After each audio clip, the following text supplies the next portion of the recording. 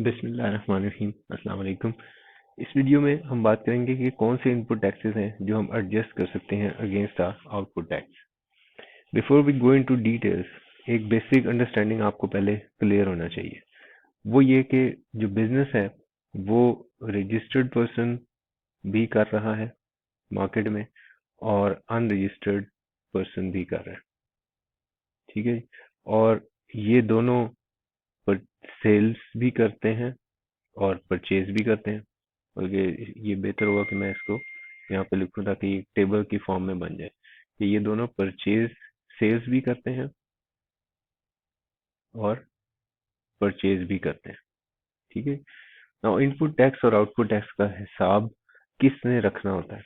पहली चीज आपको ये क्लियर होना चाहिए कि ये हिसाब जो रखना है ये रजिस्टर्ड पर्सन ने रखना है, क्योंकि उसने एक आउटपुट टैक्स कैलकुलेट करना है अपनी सेल्स से, जिसमें से वो माइनस करेगा इनपुट टैक्स जो उसकी परचेजेस से उसने अदा किया है।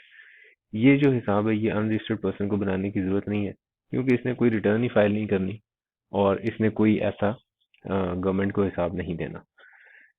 नाउ इसका मतलब ये कि ये जो अनरजिस्टर्ड पर्सन है ये हमारी जो डिस्कशन है इससे थोड़ी देर के लिए हम इसको बाहर निकाल देते हैं।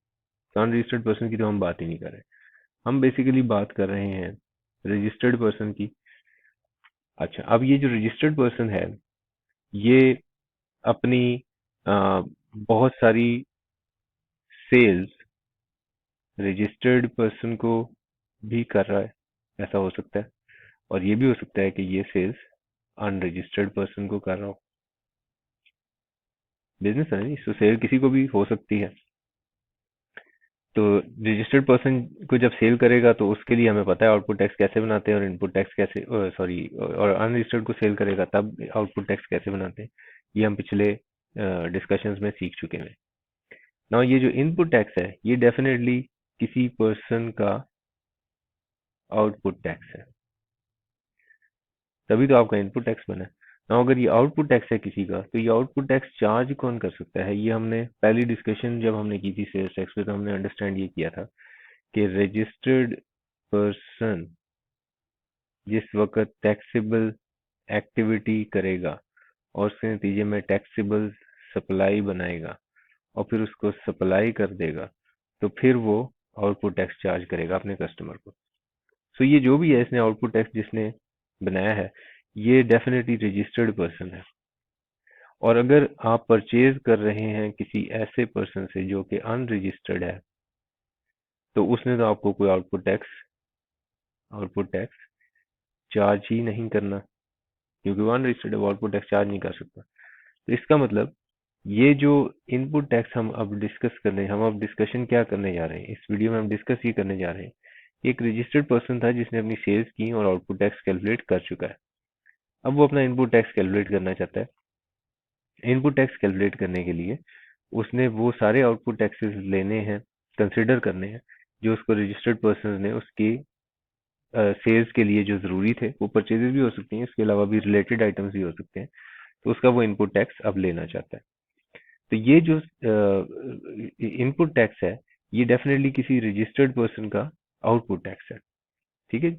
और अब हम हमारी डिस्कशन ये होने जा रही है कि ये जो रजिस्टर्ड पर्सन है ये अब जो अपना इनपुट टैक्स कैलकुलेट करेगा, तो अपने सारे इनपुट टैक्सेस जो इसके पास जमा हुए हुए हैं उसमें से अब हम देखने लगे हैं कि विच इज अलाउड, अलाउड कौन से हैं, विच इनपुट टैक्स ये आप क्लेम कर सकते हैं जब हम यहाँ पे फिगर बनाएंगे। सो इसमें से कुछ होंगे जो अलाउ होंगे और कुछ होंगे जो जो रह जाएंगे। वो क्या होंगे, वो डिसअलाउ होंगे। ठीक है। सो जो डिसअलाउ होंगे वो इस कैलकुलेशन यहाँ तक नहीं पहुंच सकेंगे इनपुट टैक्स तक। सो अब हम देखने लगे जी कि विच इनपुट टैक्सेस, मैं कौन से इनपुट टैक्सेस हैं जो मुझे अलाउड है और मैं माइनस कर सकता हूँ। जब मैं ये वर्किंग बना चुकूंगा कि मैं कौन कौन से इनपुट टैक्सेस माइनस कर सकता हूँ, तो फिर इसका मतलब मेरे पास सिर्फ वो रह जाएंगे जो मैं माइनस कर सकता हूँ। तो फिर इसके ऊपर एक और लिमिट भी सेल्स टैक्स एक्ट ने बताई हुई है। सो वो जो अलाउड इनपुट टैक्सेस हैं उसके ऊपर एक लिमिट अप्लाई करेंगे और उसी लिमिट के अंदर अंदर रहते हुए आपका फिर इनपुट टैक्स फाइनल हो जाएगा। सो अब हमारी जो डिस्कशन है वो अभी हम इस पॉइंट में, विच इनपुट टैक्स इज एडजस्टेबल, उसके बाद फिर हम देखेंगे नेक्स्ट हमारे वीडियो में कि how much of input is adjustable. तो कौन कौन से इनपुट टैक्सेस हैं जो आप एडजस्ट कर सकते हैं। So there are 4 sections relevant here, आपके सिलेबस में भी हैं। First one is section 8। Section 8 is most important. इसके बगैर तो सेल्स टैक्स का न्यूमेरिकल बन ही नहीं सकता। इसकी वही हैसियत है जो इनकम टैक्स लॉ के अंदर सेक्शन 20 की थी, सेक्शन 21 की, डिडक्शंस नॉट अलाउड। ठीक है, सो इनकम टैक्स लॉ में आपने ये पढ़ी थी, इनकम टैक्स ऑर्डिनेंस का सेक्शन 21, डिडक्शंस नॉट अलाउड। सो वो कौन से डिडक्शंस हैं जो आप माइनस ही नहीं कर सकते। तो इसी तरह सेक्शन 8 बहुत इंपॉर्टेंट है, इसके बगैर सेल्स टैक्स का न्यूमेरिकल जो है वो नहीं बन सकता। तो हम जरा इसके ऊपर बात करते हैं कि टैक्स क्रेडिट्स नॉट अलाउड कौन कौन से हैं, सेक्शन 8 के कौन कौन से टैक्स क्रेडिट्स बताएं ना। यहाँ पे इनपुट टैक्स का वर्ड नहीं हो रहा, टैक्स क्रेडिट का वर्ड यूज हो रहा है। तो ये आपको अब समझ होना चाहिए है कि ये जो आप यहाँ पे आउटपुट टैक्स बनाते हैं ये debit out debit sales tax होता है और ये क्रेडिट सेल्स टैक्स होता है। So tax in sales tax credits not allowed या टैक्स क्रेडिट्स नॉट अलाउड, इससे मुराद ये कि कौन से इनपुट टैक्सेस हैं जो आपको अलाउड नहीं है। So first one, a registered person shall not be entitled to deduct input tax paid on। So registered person ने, ये जो registered person है इसी की बात होगी सारा टाइम, ये जो भी पर्सन है उसके इनपुट टैक्सेस के ऊपर हम बात कर रहे हैं। कुछ इनपुट टैक्सेस जो उसने अदा किए हुए हैं उसमें से कुछ इनपुट टैक्सेस अब डिसअलाउ होने जा रहे हैं। तो वो कौन कौन से हैं? Shall not be entitled to deduct input tax on. Number 1, goods or services which are not used or not to be used for manufacture or production of taxable goods or for taxable supplies made or to be made by। सो कोई भी ऐसी goods और services, तो इसको जरा हम थोड़ा सा टू द पॉइंट लिख लेते हैं कि एक रजिस्टर्ड पर्सन था, एक दफा का जिक्र है, जिसने अपनी सेल्स जब की थी तो इसने आउटपुट टैक्स कैलकुलेट किया और अब इसने जो परचेजेस किए थे या कोई और, परचेजेस का वर्ड मैं इसलिए लिख रहा हूँ कि वो जरा कंट्रास्ट में समझ आता है, तो मैं अब उसका इनपुट टैक्स बनाने लगा हूँ और अब इनपुट टैक्सेस इसके पास बहुत सारे जमा हुए हैं। तो इसमें से वो इनपुट टैक्सेस आप नहीं निकाल सकते जिस इनपुट टैक्स को यूज नहीं होना for this. So taxable supplies, जो आपकी टैक्सेबल गुड्स हैं, उसको बनाने में या उसके लिए अगर कोई भी गुड्स और सर्विसेज जो आपने बाय की थी उसके ऊपर कोई इनपुट टैक्स पे किया हुआ है, अगर वो गुड्स और सर्विसेज यूज नहीं हो रही इन गुड्स के बनाने में, तो फिर मैं वो इनपुट टैक्स क्लेम नहीं कर सकता, आउटपुट टैक्स में से माइनस नहीं कर सकता। बहुत ही सिंपल प्रोविजन है और सबसे ज्यादा यही समझें कि इस्तेमाल होती है। The goods on which extra amount of tax is payable under subsection 5 of section 3। Now अब अगर आपने कोई ऐसी गुड्स बाय की हैं, लेट्स से कोई ऐसी गुड्स बाय की जिसके ऊपर आपने इनपुट टैक्स पे कर दिया, ना ये जो गुड्स आपने बाय की हैं ये जाहिर सी बात है किसी की सेल्स है, तो ही आपकी परचेज बनेगी ना। ये जो सेल्स हैं ये खास किस्म की सेल्स हैं। ये कौन सी सेल्स हैं ये हमने डिस्कस किया हुआ है। अगर मैं एक दफा आपको रिकॉल करवा देता हूँ, रेट ऑफ सेल्स टैक्स के ऊपर जब हम बात कर रहे थे, रेट ऑफ सेल्स टैक्स जो है वो सेक्शन 3 स्कोप ऑफ टैक्स इस सेक्शन का नाम है, लेकिन इसमें रेट ऑफ टैक्स बेसिकली बताया हुआ है। जो रेट ऑफ टैक्स है उसमें सेक्शन 3 का सब सेक्शन 5 एक्चुअली मेरे इन नोट्स के अंदर जो पॉइंट नंबर है वो पॉइंट नंबर 9 है। ठीक है, सो अब मैं क्या क्या डिस्कस कर रहा हूँ आपके साथ, मैं आपको ये बता रहा हूँ कि सेक्शन 3 का सब सेक्शन 5 है एक, यहाँ पे सीरियल नंबर 9 बन रहा है क्योंकि मैंने तो अंडरस्टैंडिंग के लिए सीरियल नंबर कुछ कुछ आगे पीछे किया हुआ है, लेकिन ये सब सेक्शन 5 है। सब सेक्शन 5 में क्या लिखा है?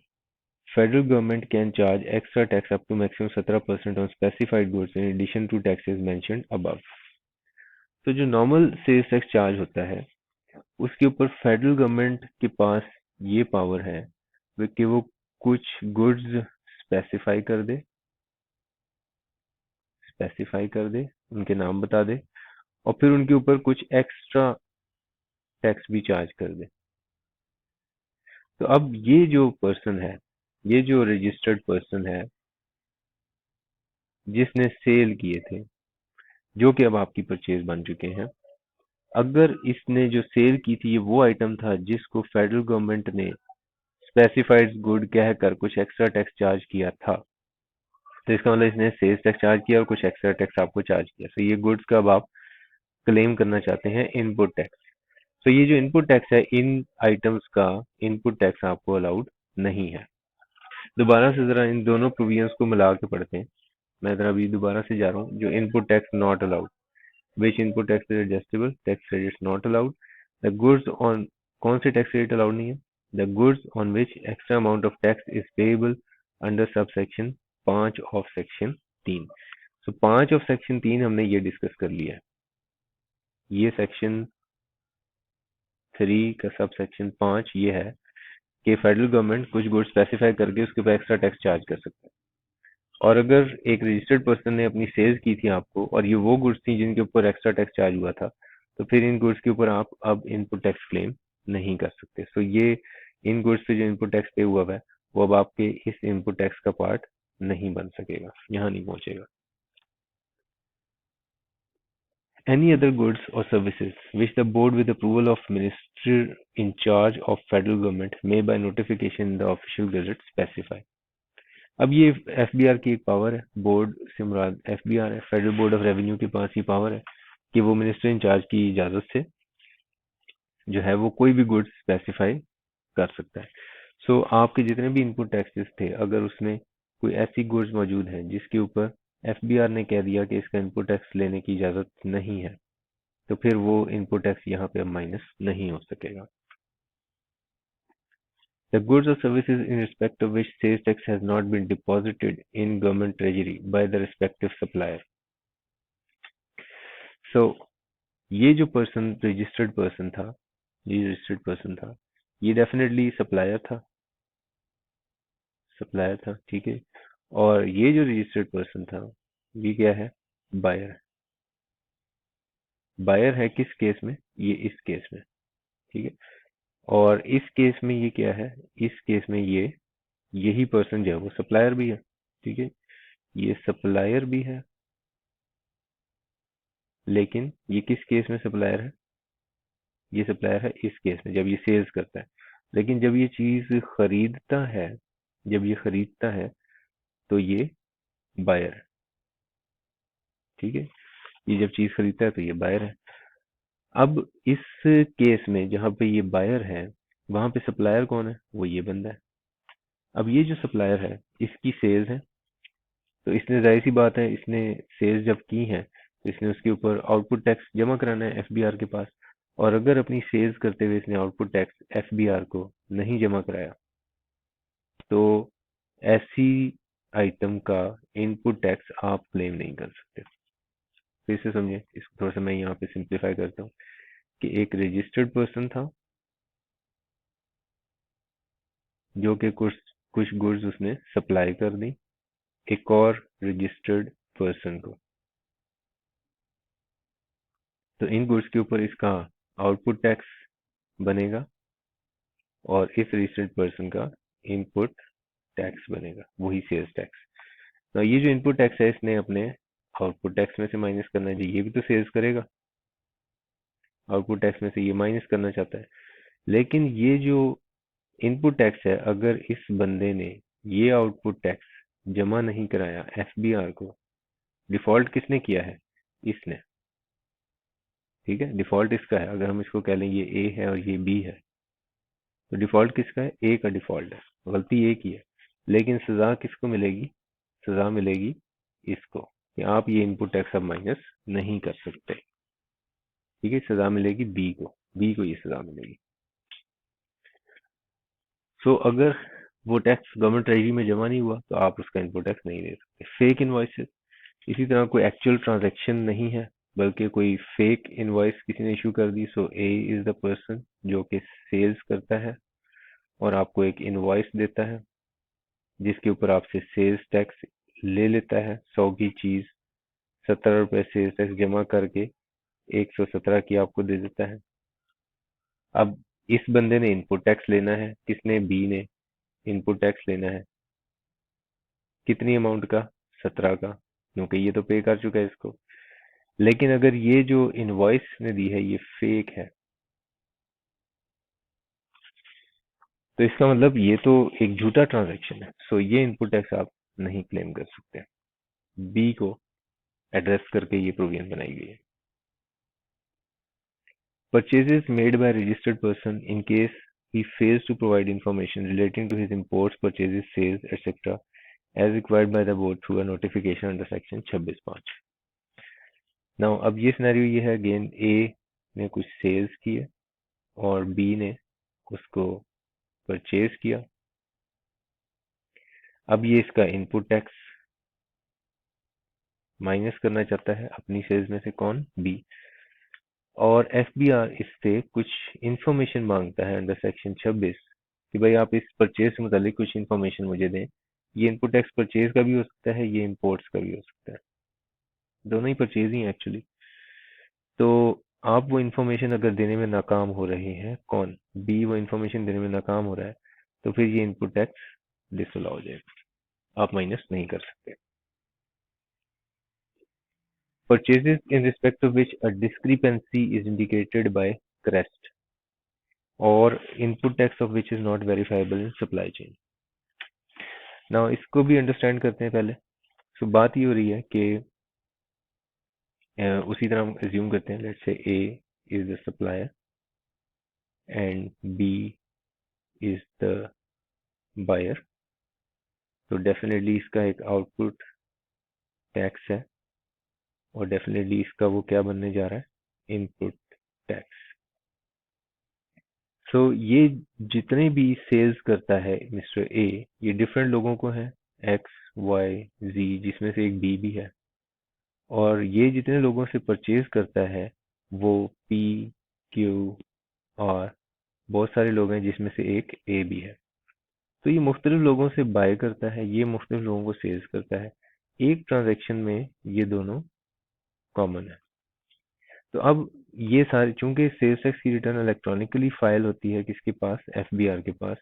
तो एफबीआर ने एक सॉफ्टवेयर बनाया जिसका नाम है computerised risk based evaluation of sales tax.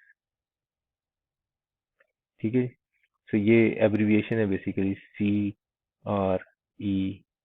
CREST। CREST basically इसका एब्रिविएशन है।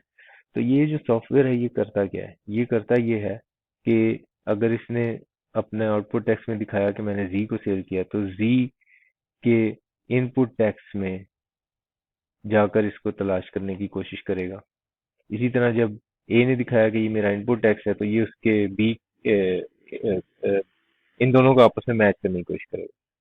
और अगर कहीं पे मैचिंग नहीं होगी तो उसको बोलेंगे कि क्या है? डिस्क्रिपेंसी। कि अगर आप कोई ऐसे बंदे से इनपुट यहाँ पे लाकर इनपुट टैक्स बना रहे हैं कि जिसने अपने आउटपुट टैक्स ही नहीं दिखाए हुए, तो फिर इसका मतलब क्या निकला है? डिस्क्रिपेंसी निकल आई। डिस्क्रिपेंसी बहुत सारी रीजंस की वजह से हो सकती है, पंचिंग एरर्स भी हो सकती हैं कि आपका सेल्स टैक्स रजिस्ट्रेशन नंबर उसने गलत पंच कर दिया हो। तो अब उस वो डिस्क्रिपेंसी जो है या तो रिजॉल्व हो जाती है या फिर उसका इनपुट टैक्स डिसअलाउ हो जाता है। अब डिस्क्रिपेंसी अगर निकल आई तो इनपुट टैक्स फौरी तौर पे वो क्या हो जाएगा? डिसअलाउ, और वो रिजॉल्व भी नहीं हुई तो इनपुट टैक्स आपको डिसअलाउ हो जाएगा। और विच इज और input tax of which is not verifiable in supply chain. या फिर सप्लाई चेन हम काफी दफा डिस्कस कर चुके हैं कि क्या होता है। ए ने बी को सेल किया, बी ने सी को सेल किया, सी ने डी को सेल किया और इससे फिर कंज्यूमर के पास चीज पहुंच गई। सो ये सारे लोग जो हैं, ये सारे लोग क्या हैं? ये सप्लाई चेन है। तो अगर सप्लाई चेन में जाहिर सी बात है ये लिंक्ड है एक दूसरे से, एक का आउटपुट टैक्स दूसरे का इनपुट टैक्स बन रहा है। तो अगर ये सप्लाई चेन में किसी का आउटपुट टैक्स नहीं मिल रहा, आपने इनपुट टैक्स क्लेम किया हुआ है, तो भी वो इनपुट टैक्स आप क्लेम नहीं कर सकते। Goods and services not related to taxable supplies made by a registered person. ये प्रोविजन बहुत ज़्यादा मिलती जुलती है किसके साथ, ये जो हमने पहली प्रोविजन पढ़ी थी, good services which are not used or to be used for manufacture production of taxable goods or for taxable supplies made or to be made by him. तो यहाँ पे यूज्ड की बात हो रही थी, यहाँ पे वो उससे रिलेट ही नहीं करते, ठीक है, सो आप उसका इनपुट टैक्स क्लेम नहीं कर सकते। Goods and services acquired for personal और नॉन बिजनेस कंजम्पशन। तो अगर आपने कोई भी गुड्स ऐसी खरीदी हैं जो कि आपके ज़ाती इस्तेमाल में आने वाली हैं या नॉन बिजनेस कंजम्पशन में, बिजनेस में इस्तेमाल ही नहीं होनी, तो भी आप इनपुट टैक्स क्लेम नहीं कर सकते। गुड्स यूज्ड इन और permanently attached to immovable property. So immovable property यानी कि किसी बिल्डिंग की बात हो रही है, ठीक है। सो किसी बिल्डिंग के साथ कोई परमानेंटली अटैच्ड चीजें हैं, उसका उसके बारे में टैक्स लॉ कह रहा है। Goods used in permanently attached to immovable property such as building and construction materials, paints, electrical sanitary fittings, pipes, wires, cables. So ये सारी की सारी आइटम्स जो यहाँ पे लिस्ट डाउन हुई हुई हैं, जो परमानेंटली अटैच्ड है, ठीक है। सो अगर अगर आपके बिजनेस में कोई बिल्डिंग है जिसके साथ ये चीजें परमानेंटली अटैच हैं, जिनके के नाम लिखे हुए wires, cables, sanitary fittings, paints वगैरह वगैरह, बिल्डिंग कंस्ट्रक्शन मटेरियल, तो इन सारे आइटम्स को जाहिर से आप, जाहिर सी बात है आपने परचेज किया है, तो इनके आप इनपुट टैक्स क्लेम नहीं कर सकते।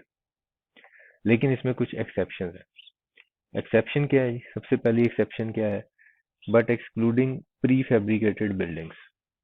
प्री फैब्रिकेटेड बिल्डिंग्स होती हैं कि जब आप लेट से ये जिस वक्त हमारे जो रहनुमा है वो प्रोटेस्ट करने निकलते हैं ना, तो वो एक कंटेनर के अंदर अपना एक घर बना लेते हैं और यहाँ बैठकर फिर वो खिताब करते हैं अपनी आवाम से, राइट। नाउ ये जो कंटेनर्स हैं, ये कोई सिर्फ इन्होंने ही नहीं बनाए इस तरह, ये आपकी जो कंस्ट्रक्शन साइट्स, वहाँ पे ये इनका बहुत ज़्यादा इस्तेमाल होता है कि आपके इंजीनियर्स जो हैं वो इसमें उनके ऑफिसेज होते हैं, ठीक है। इसमें उनकी टेम्पररी टेम्पररी रेजिडेंस का भी इंतज़ाम होता है, ठीक है।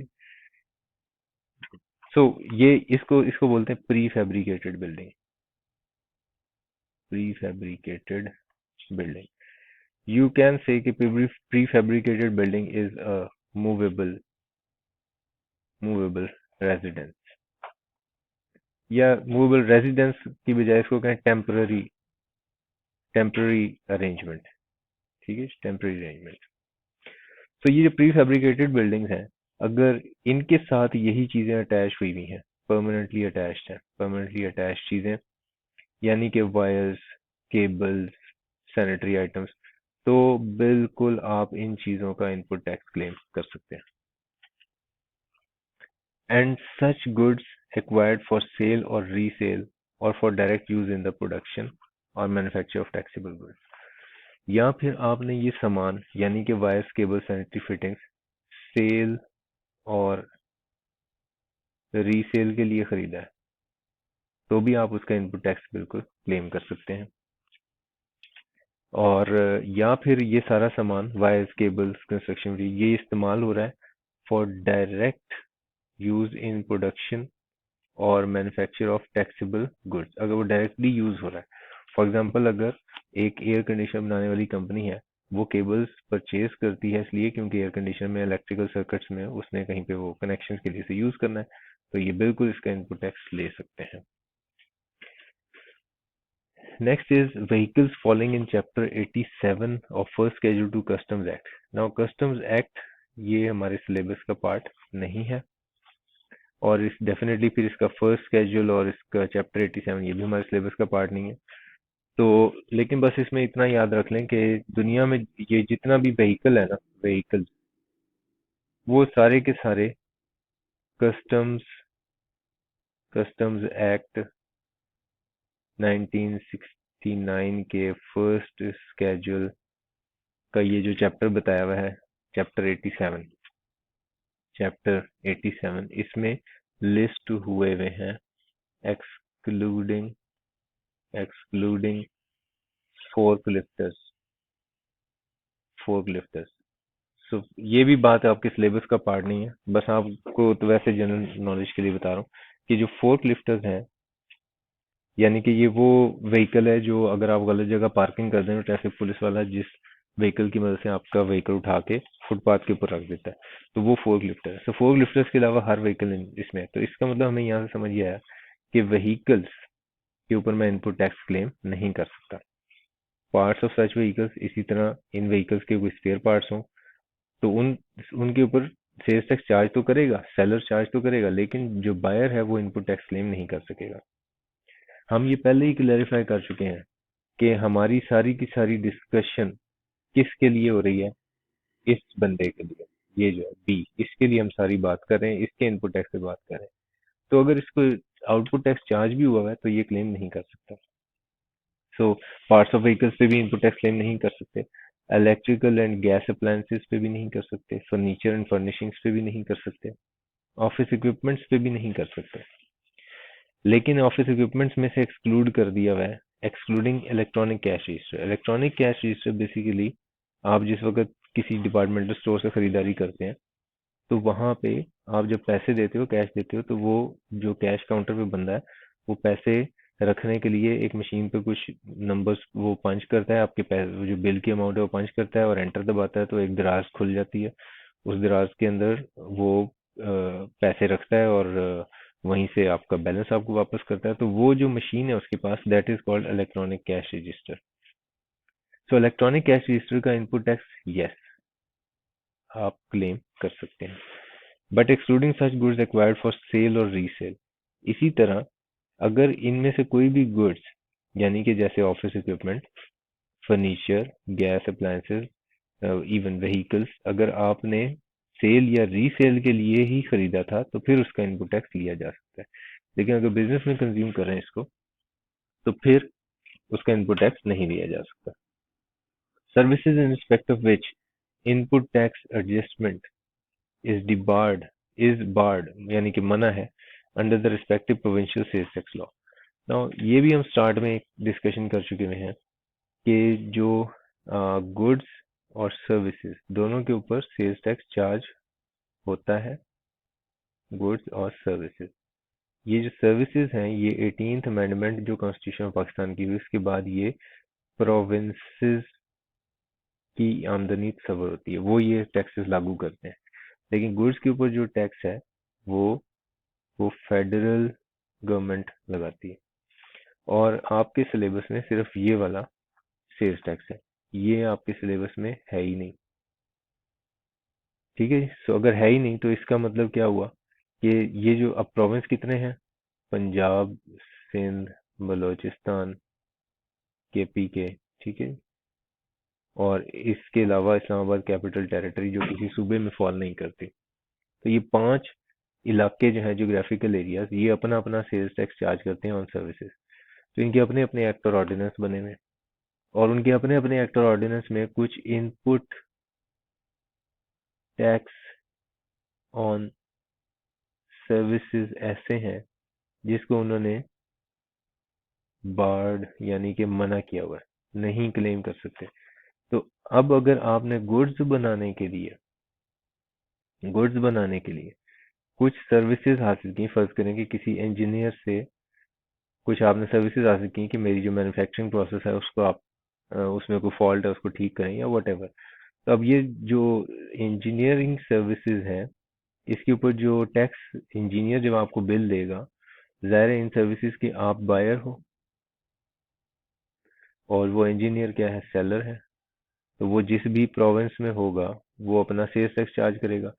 और अगर इन सर्विसेज जो जो सर्विसेज आपने ली वो उन सर्विसेज में आती हैं जो उस प्रोविंस में जिसका इनपुट टैक्स आप नहीं ले सकते थे, तो फिर आप इन गुड्स में से भी उन सर्विसेज का इनपुट टैक्स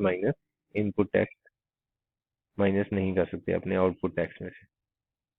जो आउटपुट टैक्स आप बनाएंगे उसमें से वो इनपुट टैक्स आप माइनस नहीं कर सकेंगे।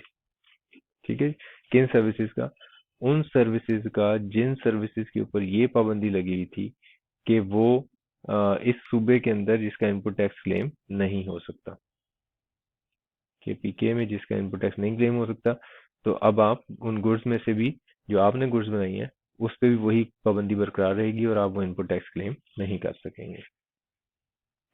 अच्छा जी, अब ये सारी बात वो है कि जो आपके सिलेबस में नहीं है, ये सारा तो मामला आपके सिलेबस में ही नहीं है। तो इसका मतलब अगर एग्जाम में कोई न्यूमेरिकल में आएगा ऐसी बात, तो एग्जामिनर आपको बताएगा कि ये वो सर्विसेज है जिसके ऊपर इनपुट टैक्स क्लेम नहीं किया जा सकता अंडर फलाना प्रोविंशियल लॉ, तो आपने उसका इनपुट टैक्स क्लेम नहीं करना। और अगर क्वेश्चन साइलेंट है तो आपने यही ज्यूम करना है कि इनपुट टैक्स अलाउड है। Import or purchase of agricultural machinery or equipment subject to sales tax at the rate of 7% under 8 schedule to this act।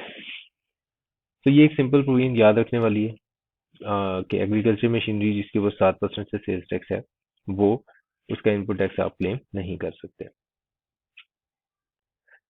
From date to be notified by the board, such goods and services which at the time of filing of return by the buyer have not been declared by the supplier in his return or he has not paid amount of tax due as indicated in his return। सो ये एक मिलती जुलती provision है उससे, जिसमें जो भी हमने पीछे पढ़ी थी कि अगर आपने कोई गुड्स बाय कर ली, तो आपने बाय की गुड्स, तो आपने उसके ऊपर इनपुट टैक्स अदा किया और ये किसी की सेल्स थी, सो लेट्स से ए की ये सेल्स थी और बी ने ये बाय किया। ना जिसने सेल्स किया उसने आउटपुट टैक्स अपनी सेल्स टैक्स रिटर्न में दिखाना है। ये जो हम कैलकुलेशन बनाते हैं आउटपुट माइनस इनपुट, ये सेल्स टैक्स रिटर्न की ही कैलकुलेशन है। तो उसने अपनी आउटपुट टैक्स में अगर ये वाली आपने जो परचेज जिसका इनपुट टैक्स ले रहे हैं ये मेंशन ही नहीं की हुई, तो आप भी ये इनपुट टैक्स क्लेम नहीं कर सकते। अभी वैसे ये इलेक्ट्रॉनिक हो चुका हुआ है सेल्स टैक्स रिटर्न फाइलिंग, और आपकी गुड्स के केस में जो आपका इनपुट टैक्स है वो आप जो बायर है वो अपने रिटर्न के अंदर पंच इन यानी कि कीबोर्ड से खुद एंटर ही नहीं करता, बल्कि इसको सिर्फ और सिर्फ कौन पंच इन करता है, कीबोर्ड से एंट्री कौन करता है, ये मिस्टर ए करेगा, अपनी सेल्स बनाएगा। तो ये ऑटोमेटिकली जब वो sales tax registration number enter करेगा किसका, बी का, तो उसकी सेल्स टैक्स रिटर्न में ये नजर आने शुरू हो जाएंगे। तो अब ये एक्चुअली प्रैक्टिकली पॉसिबल भी नहीं रहा कि आप कोई ऐसा इनपुट टैक्स क्लेम कर लें जो गुड्स के केस में सिर्फ जो किसी ने अपना सेल्स ही शो ना किया वो। लेकिन बहरहाल ये पॉइंट आपने खास तौर पे याद रखना है। एग्जामिनर प्रैक्टिकलिटी कैफ लेवल पर नहीं टेस्ट कर रहा होता, वो आपका बुकिश नॉलेज ही टेस्ट कर रहा होता है। Goods purchased which are attributable to supplies made to unregistered person on pro rata basis for which sales invoice do not bear NIC or NTN of the recipient। Now ये एक पाबंदी है basically कि आप एक रजिस्टर्ड पर्सन है, ठीक है। जब भी आप अपनी सेल करें तो वो सेल डेफिनेटली किसको, पॉसिबिलिटीज क्या है, डेफिनेट पॉसिबिलिटीज कि या तो रजिस्टर्ड पर्सन को होगी या अनरजिस्टर्ड पर्सन को, ठीक है। और अगर आप वो सेल कर रहे हैं किसको, अनरजिस्टर्ड पर्सन को, तो फिर क्या करें, आपसे रिक्वायर फरमाइश क्या है सेल्स टैक्स लॉ की कि उसका एनआईसी शनाख्ती कार्ड नंबर या नेशनल टैक्स नंबर आप मेंशन कर दें अपने बिल के ऊपर, जिसको इनवॉइस कहते हैं, sales tax invoice. Sales tax law ने बताया हुआ है कि किस तरह बनाई जाएगी, तो उस इनवॉइस पे ये मेंशन कर दें।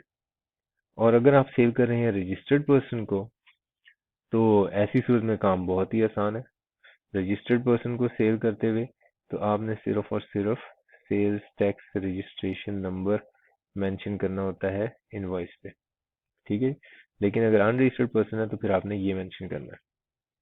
अब अगर आपने, अब बेसिकली बात किस प्रोविजन की हो रही है, इसकी कि अगर आपने अनरजिस्टर्ड पर्सन को सेल की, किसने, इस रजिस्टर्ड पर्सन ने, और इसका शनाख्ती कार्ड नंबर या एनटीएन नंबर नहीं बताया उस इनवॉइस के ऊपर, तो इसका इम्पैक्ट क्या होगा, इसका इम्पैक्ट ये होगा कि आपका जितना भी इनपुट टैक्स है उसमें से वो वाला इनपुट टैक्स जो कि इस्तेमाल हुआ था इस सेल्स के लिए वो डिसअलाउ हो जाएगा। और ये कैसे पता चलेगा कि वो कौन से वाला इनपुट टैक्स है इन सारों में से कौन से वाला ऐसा इनपुट टैक्स है जो स्पेसिफिकली इसके लिए इस्तेमाल हुआ है। तो उसके लिए टैक्स लॉ ने कहा है कि जी आप प्रो रेटा बेसिस पे करेंगे इसे, यानी कि ये फाइंड आउट करेंगे कि आपकी कितनी परसेंट सेल जो है वो किसको, या अनरजिस्टर्ड पर्सन को, तो फिर आपके इनपुट टैक्स में से उतना ही परसेंट डिसअलाउ कर देंगे। ठीक है, अगर आपने ये नॉन कंप्लायंस कर। ओके जी, सो ये this was about section 8 which was very important section. Next video में हम इससे आगे बात करेंगे, determination of tax liability, certain transaction not admissible और डिस्ट्रक्शन ऑफ गुड्स। इन 3 आइटम्स से हम नेक्स्ट वीडियो में बात करेंगे। यहाँ तक कोई अगर आपका सवाल हो तो फिर आप कमेंट्स में पूछिएगा। Thank you very much, take care, अल्लाह हाफिज।